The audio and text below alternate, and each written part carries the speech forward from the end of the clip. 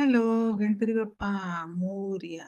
आज आपण झटपट नूडल्स बघणार आहोत आणि बेस्ट म्हणजे इथे मिलेट नूडल्स मिळतात आणि just replace the normal noodles with the millet noodles. So आधी मिलेट नूडल्स किंवा कोणतेही नूडल्स जे तुम्ही बनवता ते पाणी गरम करा, त्याच्यात थोडं तेल घाला, मीठ घाला, त्याला एक उकळी येऊ द्या आणि मग त्याच्यामध्ये नूडल्स घालून एक त्या नूडल्सचा जो पण ब्रँड असेल, जे पण तुम्ही आणता त्याच्या मागे लिहिलेलं असतं की किती वेळ उकळायचे. सो ते आंटे होईल म्हणजे ते ओव्हर कुक पण नाही व्हायला पाहिजे, पण जस्ट कुक सो दॅट त्याला तो क्रंच पण राहील.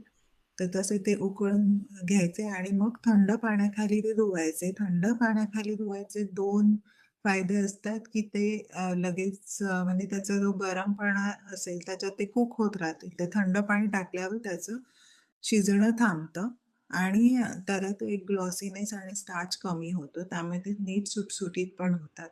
सो हे झाले नूडल्स प्रिपरेशन. त्याच्यानंतर तुमच्या आवडीच्या भाज्या, सो गाजर, कांदा, शिमला मिर्च, कोबी हे सगळं उभं कापून घ्यायचं, उभं चिरून घ्यायचं आणि ऑलिव्ह ऑइल किंवा नॉर्मल ऑइलमध्ये आधी सगळ्यात आधी बारीक चिरलेला लसूण घाला. त्याच्यामध्ये मग कांदा उभा चिरून, हा कांदा आपल्याला भाजीसारखा अगदी गोल्डन ब्राऊन नाही करायचा, पण तरी थोडा जस्ट स्टर फ्राय करून तो शिजेल असा.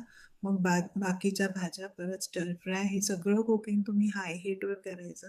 चायनीजचं एक हे असतं की ते सगळ्या भाज्या शिजल्या तरी त्यांच्यात एक क्रंच असतो, सो त्या वाफेवर शिजवायच्या नसतात आणि मोठ्या गॅसवर शिजवायच्या. तर हे सगळं पटकन स्टर फ्राय करायचं आणि मग आपली वाफवलेले नूडल्स त्याच्यात मिक्स करायचे. आवडीचे तुमचे मसाले घाला आणि सॉस घाला and your noodles are ready to eat.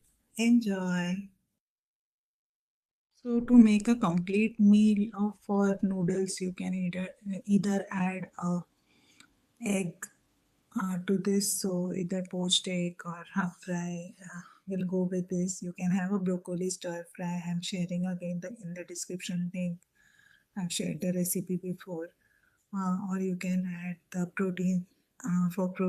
For vegetables, you can add paneer stir fry, soya stir fry, or have other meat options so that the meal is complete with the noodles.